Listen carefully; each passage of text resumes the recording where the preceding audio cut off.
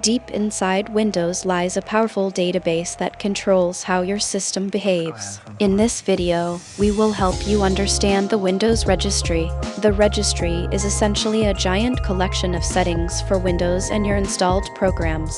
Every time you change an option, the registry quietly records it.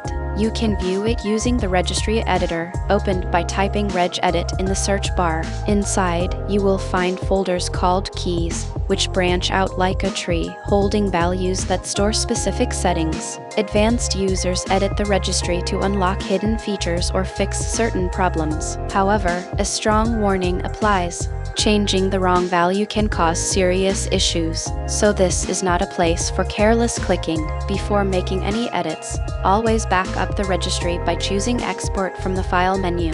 This lets you restore it if something goes wrong. For most people, daily computing never requires touching the registry at all, but understanding what it is helps you appreciate how Windows works behind the scenes, and prepares you if a trusted guide ever asks you to adjust it.